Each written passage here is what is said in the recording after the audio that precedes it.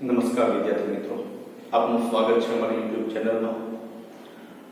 વિદ્યાર્થી મિત્રો, પ્રથમ સત્રમાં સફળતાપૂર્વક આપણે ઓનલાઈન શિક્ષણમાં જે રીતે આગળ વધ્યા હતા એવી જ રીતે આપણે બીજા સત્રમાં પણ આગળ વધી રહ્યા છીએ. પ્રથમ સત્રની અંદર આપણે 11મા ધોરણના ઇકોનોમિક્સની અંદર 4 ચેપ્ટર પૂર્ણ કર્યા હતા. બરાબર, આજે આપણે શરૂ કરવું છે 5મું ચેપ્ટર. એ પહેલા તમને નવા વર્ષની શુભકામના. આવનારું વર્ષ તમારા માટે નિરોગી હોય, હેલ્ધી હોય અને સફળતા અપાવનારું હોય એવી શુભકામના.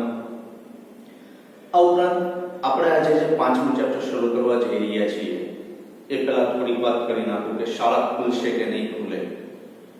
મિત્રો, એ પછીની વાત છે, શાળા ખુલશે કે નહીં ખુલે, પણ છતાં સરકારે એક ફૂદડી મૂકેલી છે સાઈડમાં કે કદાચ શાળા ખુલે તો એ શાળાઓએ ઓનલાઈન શિક્ષણ ફરજિયાત શરૂ રાખવાનું છે. બરાબર, તો એ સંદર્ભે તમે વિચારો તો મિત્રો, ઓનલાઈન શિક્ષણ એ આપણા માટે અગત્યનું બની જાય છે. પ્રથમ સત્રની પ્રથમ પરીક્ષા તમે આપી એ દરમિયાન તમને ઘણી બધી મુશ્કેલીઓ પડી છે. કારણ સમયસર વિડીયો ન જોવા, વિડીયોમાં આવતી દરેક બાબતો સમજવી નહીં, નાની નાની બાબતો છે એ આવડતી હોય એવું કરીને વિડીયો સ્કીપ કરતો જવો, આવી ઘણી બધી બાબતોને લીધે તમને લોકોને પેપર લખવામાં મુશ્કેલી પડી. ઘણા વિદ્યાર્થીઓ એવા છે જેમણે ગાઈડ લઈને, ટેક્સ્ટ બુક લઈને બેઠા બેઠા પેપર લખી નાખેલા છે. બરાબર, પણ જે લોકોએ મોટે પેપર લખ્યા છે, તૈયારી કરી છે, એને નાની નાની બાબતોની મુશ્કેલીઓ પડી છે. આ મુશ્કેલીઓ બીજા સત્રમાં ન પડે એનું ધ્યાન રાખીને આપણે વિડીયો સમયસર જોઈએ એવી પ્રાર્થના કરું છું, જેથી કરીને વાંધો ન આવે. તો મિત્રો, આજે આપણે 5મું ચેપ્ટર શરૂ કરવા જઈ રહ્યા છીએ ઇકોનોમિક્સની અંદર. કેટલામું ચેપ્ટર? 5મું.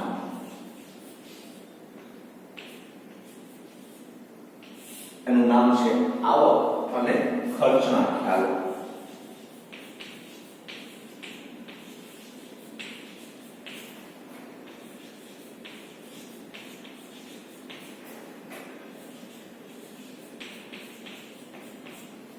હવે આપણને એમ થાય કે આવક અને ખર્ચ એ શું જરૂરી છે?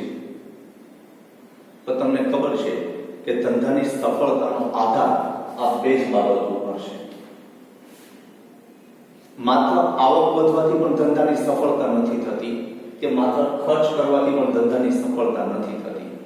એટલે ધંધાની અંદર કેટલો ખર્ચ કરવો અને એના આધારે કેટલી આવક મેળવવી, આ બંનેનું સરવૈયું કાઢીને જો આગળ વધવામાં આવે, આ બંનેને સાથે રાખીને જો આગળ વધવામાં આવે તો વિદ્યાર્થી મિત્રો, જે તે ધંધો છે એ 100% સફળ થાય. એક નાનકડા ઉદાહરણ દ્વારા સમજી લઈએ કે ભાઈ, એક કારખાનાની અંદર 10 મજૂરની જરૂર છે. કેટલા મજૂરની જરૂર છે?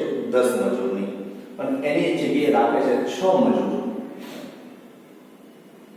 બરાબર, જો 10 મજૂર રાખે તો ખર્ચ થાય છે 30,000 અને 6 મજૂર રાખે તો ખર્ચ થાય છે 20,000. તો આ રીતે તમે જુઓ તો 10,000 તમારી આવકમાં વધારો થાય છે, કારણ કે ખર્ચમાં 10,000 નો શું થાય છે? ઘટાડો થાય છે. પણ મિત્રો, જે વ્યક્તિ 10 વ્યક્તિથી કામ થાય એ કામ કેટલા વ્યક્તિઓ કરે છે? 6 વ્યક્તિઓ. તો 4 વ્યક્તિનું કામ ઓછું થાય છે. તો એ સંદર્ભે તમારું ઉત્પાદન ઘટશે. આ ઉપરાંત વધારે કામ કરવાથી આ કર્મચારી છે એ થાક અનુભવશે, કંપની પ્રત્યે નિષ્ઠા છે એ થોડી ઓછી થતી જશે, કંપની પ્રત્યે ધીમે ધીમે ઘૃણા ઉત્પન્ન થતી જશે, કંપની ઉપરનો વિશ્વાસ ધીમે ધીમે ડગમગાતો જશે. પણ એની જગ્યાએ જો બાકીના 4 વ્યક્તિ લાવવામાં આવે અને મિત્રો એ જ કામને ડિસ્ટ્રીબ્યુટ કરવામાં આવે તો ખર્ચ માત્ર 10,000 નો જ વધે છે, પણ એની સામે ઉત્પાદનમાં વધારો થતા એની આવકમાં કેટલો વધારો થશે એ વિચાર. બરાબર, એટલે ઘણીવાર એવું માનતા હતા કે ખર્ચ એ કંપની માટે નુકસાન છે, પણ મિત્રો, ખર્ચ એ કંપની માટે નુકસાન ક્યારેય નથી. એ ખર્ચ એ વધારે આવક મેળવવા માટેનો એક માધ્યમ છે. મેક્સિમમ તમે ખર્ચ કરો છો તો એના જો જે તે કંપનીઓ તમે સપોઝ કહો થમ્સઅપની જાહેરાત તમે જુઓ છો, આજ કુછ તૂફાની કરતે હૈ, એટલું કહેવાની કરોડો રૂપિયા આપે છે જે તે એક્ટરને, અને એની સામે રૂપિયા 2 રૂપિયા કે 3 રૂપિયામાં તૈયાર થતી થમ્સઅપ તમને 15 કે 20 રૂપિયા વેચાય છે. તે જાહેરાત આપવા પાછળ કેટલો ખર્ચ કરે છે. પેપ્સી 50 રૂપિયામાં 100 લીટર તમને આપે છે, તો સલમાન ખાનની એટલું કહેવાને કેટલા આપતી હશે. આઈપીએલ પૂરી થઈ તો ડ્રીમ 11 એનું સ્પોન્સર હતું, તો ડ્રીમ 11 ની કેટલી આવક હશે અને એની સામે કેટલો ખર્ચ કરશે, કારણ કે બીસીસીઆઈ ને આઈપીએલ પૂરી કરી એની પાછળ ડ્રીમ 11 એ કેટલા બધા રૂપિયા આપ્યા છે. તો મિત્રો ખર્ચ કરવાથી આવકમાં શું થાય છે? વધારો થાય છે, અને આવકમાં વધારો થાય એ કંપનીની અંદર નવા સંશોધનો, નવા કર્મચારીઓને વધારાનું વેતન, આવા સંદર્ભે કંપનીને પ્રોત્સાહન મળે છે. તો આવક અને ખર્ચના ખ્યાલ એ કંપની માટે ખૂબ જ ઉપયોગી છે, અને આના આધારે ફરીથી કહું છું કે કંપનીની સફળતા નક્કી થાય. બરાબર? તો આવક અને ખર્ચનો ખ્યાલ એ જે તે વસ્તુની કિંમત નક્કી કરવા પાછળ, વેતન આપવા પાછળ, કંપનીએ ઉત્પાદન શરૂ રાખવું કે બંધ કરવું એની પાછળ, જે તે વસ્તુની કિંમત કેટલી રાખવી, આવી ઘણી બધી બાબતોને અસર કરે છે. ઘણીવાર એવું બને કે ઉત્પાદન વધી જાય પણ એની સામે ખર્ચ ઘટતો હોય. દાખલા તરીકે ઘરની વાત કરીએ તો એક વ્યક્તિની રસોઈ બનાવવી અને 5 વ્યક્તિની રસોઈ બનાવવી બહુ ફેર પડશે. એક વ્યક્તિની રસોઈ મોંઘી પડે, 5 વ્યક્તિની રસોઈ સસ્તી પડે. સમજાય છે મારી વાત? ખાસ કરીને બહેનોને વધારે ખબર હોય, જે વિડિયો જોશે એમને, કે કરે એક વ્યક્તિની રસોઈ બનાવો અને 5 વ્યક્તિની રસોઈ બનાવો તો કોની સહેલી પડશે? 5 વ્યક્તિની રસોઈ બનાવવી સહેલી પડશે. એક વ્યક્તિમાં વસ્તુ પણ વધારે ખર્ચાશે, સમય ખોટો ખર્ચાશે અને કિંમત પણ વધારે થશે. તો એની સામે 5 વ્યક્તિની રસોઈ બનાવવાનો સમય એટલો જ જોઈએ છે. તો મિત્રો ઘણીવાર સમય છે, ઘણીવાર કિંમત છે, ઘણીવાર વધારાનો ખર્ચ છે, આ બધું ઘટતું હોય વધારાનું ઉત્પાદન કરીને.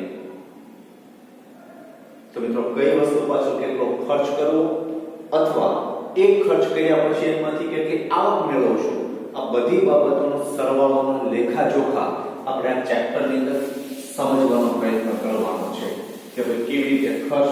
તો મિત્રો અહીંયા તમને ખર્ચના કુલ 3 પ્રકાર આપેલા છે. કેટલા પ્રકાર આપેલા છે? 3 પ્રકાર. એમાં પહેલું કીધું છે વાસ્તવિક ખર્ચ.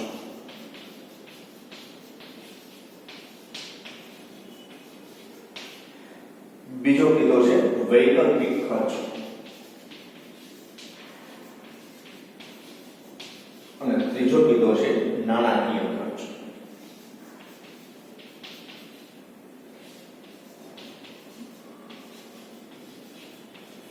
આ ત્રણે ખર્ચના ખ્યાલ આપણે સમજવાનો પ્રયત્ન કરવો છે, અને આના આધારે જે અલગ અલગ ભાગ પડે છે ખર્ચના, સ્થિર ખર્ચ, અસ્થિર ખર્ચ, સરેરાશ ખર્ચ, સીમાંત ખર્ચ, કુલ ખર્ચ, આવા અલગ અલગ ખર્ચને આપણે સમજવાનો પ્રયત્ન કરવો છે.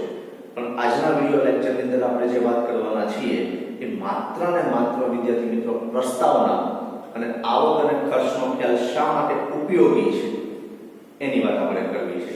બરાબર? તો સૌથી પહેલા આપણે સમજવું છે પ્રસ્તાવના.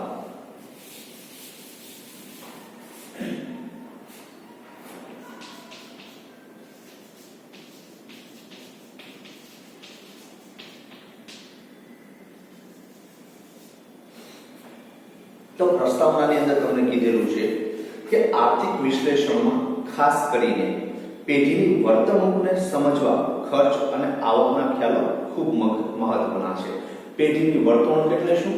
પેઢી શરૂ રાખવી, પેઢી બંધ કરી દેવી, ઉત્પાદન વધારવું, ઉત્પાદન ઘટાડવું, જાહેરાત આપવી કે ન આપવી, ઉત્પાદન ખર્ચ વધારવો કે ન વધારવો, કર્મચારીઓની ભરતી કરવી કે ન કરવી, આવી અલગ અલગ વર્તણૂકને સમજવા માટે આવક અને ખર્ચના ખ્યાલ ઉપયોગી છે, મહત્વના છે. ઉત્પાદનનું પ્રમાણ બદલાતા કુલ ઉત્પાદન ખર્ચમાં ફેરફાર થાય છે. વાત એ સાચી છે, ઉત્પાદન વધે તો ખર્ચ વધે, ઉત્પાદન ઘટે તો ખર્ચ ઘટે. પણ મિત્રો અમુક ઉત્પાદન એવું છે કે અમુક હદ સુધી જો ઉત્પાદન વધારવામાં આવે તો ખર્ચ વધે છે પણ ઘટતા દરે વધે. કેવી રીતે? તમે જોજો, આપણે એક રોટલી ખાઈએ તેમાંથી સંતોષ કેટલો મળશે? મેક્સિમમ મળશે. પણ બીજી રોટલી ખાઈએ તો સંતોષ મળે છે, પણ સંતોષમાં શું થાય? ઘટાડો થાય. સમજે છે મારી વાત? કારણ કે પહેલી રોટલી ખાય છે જેટલી ભૂખ હોય એટલે ભૂખમાં સંતોષ થયો, પણ બીજી રોટલી ભૂખમાં વધારે સંતોષ થયો, પણ પહેલી રોટલી જેટલી ન.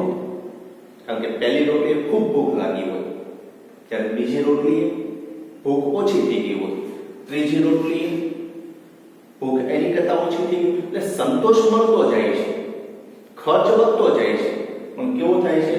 ઘટાડો જોવા મળે છે. તો આ રીતે આ પેઢીની વર્તણૂકને, એટલે જો ઉત્પાદનનું પ્રમાણ વધે તો ખર્ચ વધે છે, પણ કેટલો વધે છે? બહુ વધારે વધે છે, ઓછો વધે છે કે ધીમી ગતિએ વધે છે? આવું બધું જાણવા માટે આવક અને ખર્ચના ખ્યાલ છે ઉપયોગી બને છે. તો આવકના અને ખર્ચની પેઢીની જાવક બાજુનો અંદાજ આવે છે. તો આવકના ખ્યાલો જાણવાથી પેઢીની આવક બાજુનો અંદાજ આવે છે. આવક અને ખર્ચના ખ્યાલો સામાન્ય ઉત્પાદનની સપાટી નક્કી કરે છે. બરાબર? એટલે આવક અને ખર્ચના ખ્યાલો શા માટે ઉપયોગી છે? તેમાં પહેલું કીધું છે કે પેઢીને પોતાની વસ્તુની કિંમત નક્કી કરવામાં મદદ મળે છે. શા માટે ઉપયોગી છે આ ખ્યાલ? તો પહેલું શું કીધું છે કે જે તે વસ્તુની કિંમત નક્કી કરવામાં પેઢીની જે ઉત્પાદન કરે છે એ ઉત્પાદન કર્યા પછી કેટલામાં વેચવું અને કેટલામાં પડે છે એ નક્કી કરવામાં આવક અને ખર્ચનો ખ્યાલ ઉપયોગી છે. ભલે આખા દિવસમાં ઘણું બધું ઉત્પાદન થતું હોય, પણ મિત્રો એની પાછળ કેટલો કાચો માલ વપરાય છે, કેટલો માનવ શ્રમ વપરાય છે, કેટલું વીજળી વપરાય છે, જાહેરાત ખર્ચ કેટલો થશે, ટ્રાન્સપોર્ટેશન ખર્ચ કેટલો થશે, અને સેપરેટ કરવામાં આવક અને ખર્ચનો ખ્યાલ ઉપયોગી બને છે. અને એના આધારે જે તે વસ્તુની પડતર કિંમત નક્કી થાય. બરાબર? એટલે આ વસ્તુની વેચાણ કિંમત નક્કી કરવામાં, પડતર કિંમત નક્કી કરવામાં, નફાનું પ્રમાણ નક્કી કરવામાં આવક અને ખર્ચનો ખ્યાલ ઉપયોગી સાબિત થાય છે. બીજું કીધું છે પેઢીને પોતાનો નફો મહત્તમ કરવામાં માર્ગદર્શન મળે છે. ઉત્પાદન કેટલું વધારવું, બજારમાં કેટલું વેચવું, કયા સંજોગોમાં વેચવું. કારણ કે આપણે પુરવઠો ભણીને આવ્યા છીએ. તેજીના સમયમાં પુરવઠો વધારવો પડે, મંદીના સમયમાં પુરવઠો ઘટાડવો પડે, અમુક સમયે વસ્તુની કિંમત વધારવી પડે, અમુક સમયે વસ્તુની કિંમત ઘટાડવી પડે. તો ક્યારેક ઘટાડીને નફો વધારે મળે છે, ક્યારે કિંમત વધારીને નફો વધારે મળે છે, ક્યારે વસ્તુનું વેચાણ વધારીને નફો મળે છે, અને ક્યારે વેચાણ ઘટાડીને કિંમત વધારે કરવાથી નફો વધારે મળે છે. આ મહત્તમ નફો ક્યારે મળે છે, કેટલું ઉત્પાદન કરવાથી મહત્તમ નફો મળે છે, કેટલું વેચાણ કરવાથી મહત્તમ નફો મળે છે. કારણ કે જેટલું ઉત્પાદન થાય એ બધું ઉત્પાદન આપણે ક્યારેય વેચી દેતા નથી. બરાબર? તો કેટલું ઉત્પાદન કરવાથી મહત્તમ નફો મળે છે અને બજારમાં એને કેવી રીતે વેચવાથી મહત્તમ નફો મળે છે, આ જાણવા માટે આવક અને ખર્ચનો ખ્યાલ ઉપયોગી છે. ત્રીજું, મહત્તમ નફાને સમજાવવા સીમાંત ખર્ચ ઉપયોગી સાબિત થાય છે. સીમાંત એટલે વધારાનો ખર્ચ. ટેક્સ્ટ બુકમાં લખ્યું તો સીમાંત એટલે વધારાનો. એક રોટલી ખાધી, બે રોટલી ખાધી, તો બે કેવી રીતે? એક પહેલી અને એક બીજી. એટલે જો રોટલીની સંખ્યામાં શું થયું? વધારો થયો, પણ એની સામે રોટલી દ્વારા આપણને મળતો સંતોષમાં શું થયું? ઘટાડો. પછી અહીંયા તો કે 2 + 1 એટલે એક વધારાનું જે એડ થતું જાય એને શું કહેવાય? સીમાંત. એટલે સીમાંત એટલે વધારાનું.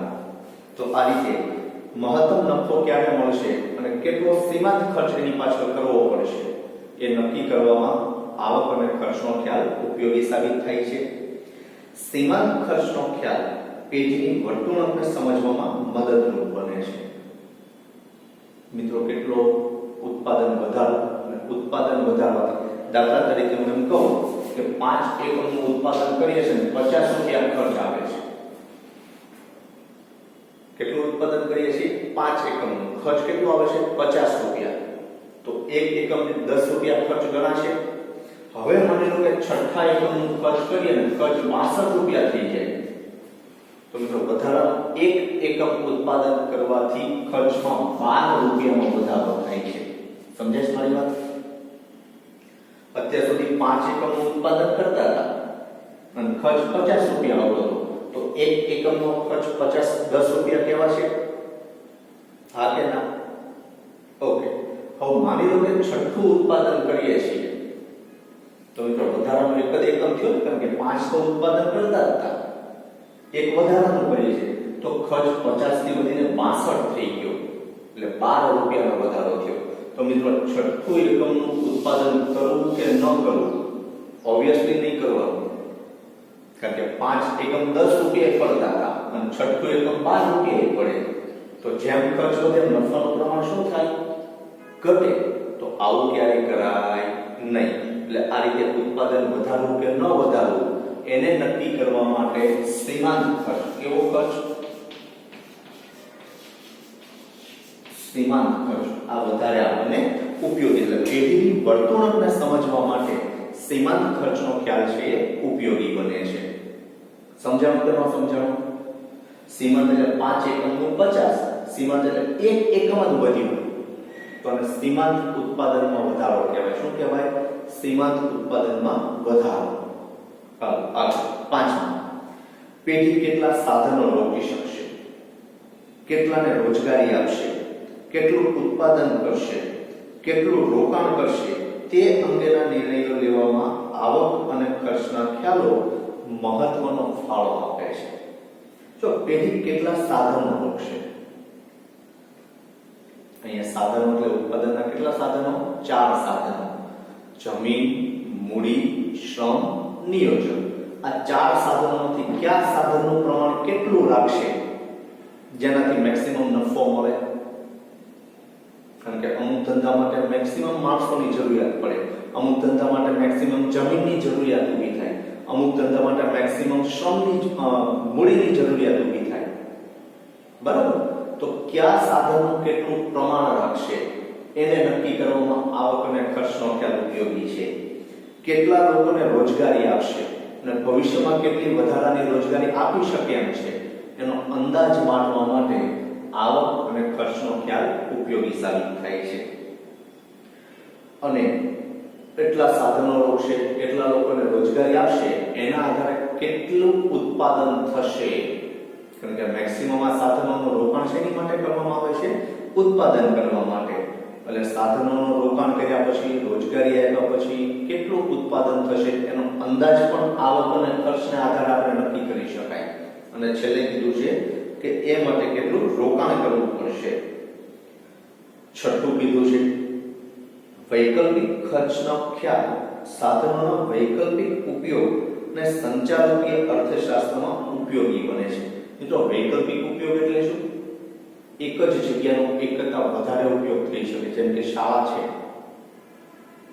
તો શાળાની જમીન છે એનો શાળા બનાવવા માટે ઉપયોગ થઈ શકે, કોમ્પ્લેક્સ બનાવવા માટે ઉપયોગ થઈ શકે, કોઈ સારી કંપની બનાવી તો એની માટે ઉપયોગ થઈ શકે. એટલે એક જ જગ્યા એક કરતા વધારે વિકલ્પોમાંથી કયો વિકલ્પ શ્રેષ્ઠ રહેશે એ નક્કી કરવા માટે અને સંચાલકોને યોગ્ય નિર્ણય લેવા માટે. કારણ કે સંચાલકીય અર્થશાસ્ત્ર એટલે શું?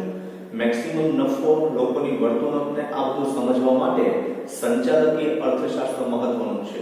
સંચાલક કયો નિર્ણય લે છે, શા માટે આવો નિર્ણય લેવામાં આવે છે, આવું બધું નક્કી કરવા માટે આવક અને ખર્ચનો ખ્યાલ ઉપયોગી બને છે. ફરી એકવાર કે વૈકલ્પિક ખર્ચનો ખ્યાલ સાધનોનો વૈકલ્પિક ઉપયોગ. તમે ભણીને આવ્યા છો કે એક જ જમીનની અંદર ઘઉંનું વાવેતર કરીએ અને એ જ જમીનની અંદર જુવારનું વાવેતર કરીએ તો બેમાંથી કોણ વધારે આવક મેળવશે? ઘઉં કે જુવાર? તો ઓબ્વિયસલી ઘઉંનું વાવેતર કરવાથી વધારે આવક મળશે. તો જુવાર એ વૈકલ્પિક ખર્ચ કહેવાશે. બરાબર? તો આવું બધું સમજવા માટે આવક અને ખર્ચનો ખ્યાલ છે ઉપયોગી છે. અને સાતમું કીધું છે નાણાકીય ખર્ચના ખ્યાલો પેઢીના સંચાલનમાં દિશા સૂચક બને છે.